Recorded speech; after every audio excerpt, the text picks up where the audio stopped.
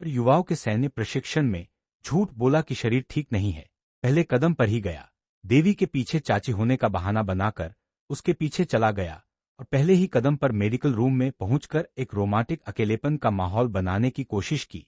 लेकिन उस समय मेरा दिमाग केवल पैसे कमाने के बारे में सोच रहा था। मुझे लड़कियों के साथ घूमने की कोई। नतीजा यह हुआ कि हम सभी घर से निकलने के लिए तैयार थे। तब वह उठा।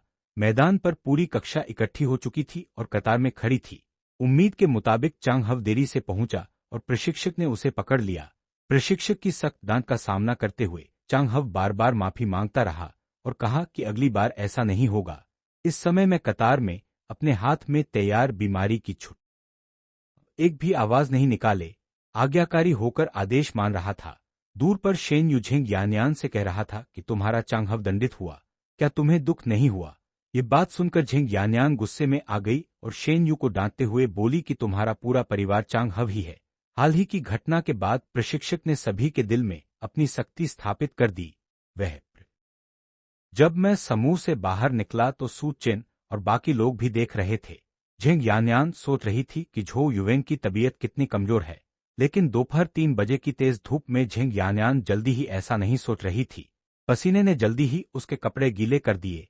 तब उसे समझ आया कि मैंने छुट्टी क्यों ली। वास्तव में यह बहुत चालाक था, क्योंकि वह अब और टिक नहीं पा रही। एक तरफ चुपचाप दुखी होकर रो रहा था। कपड़ों के कमरे में काफी ठंडक थी। समय जल्दी शाम 5 बजे हो गया। परिसर में घूमा और वापस आया। जैसे ही दरवाजा खोला तो देखा कि पहले से ही कोई था।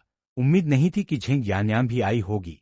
कपड़ों का कमरा, कहना पड़ेगा कि उसकी सुंदरता वास्तव में बढ़िया थी। दोनों नकली थे, इसलिए एक दूसरे को नजरन। प्रशिक्षण का पहला दिन अंततः खत्म हो गया। जाते समय प्रशिक्षक ने चांग हव को उसका नाम पूछा। अब वह पूरी तरह से नियंत्रित था और डरे हुए बिना जोर से बोल दिया। सोचा था कि उसे फिर से सताया जाएगा, लेकिन प्रशिक्षक ने अचानक उलटफेर किया और उसे दूसरे समूह का सैन्य प्रशिक्षण का कप्तान बना दिया।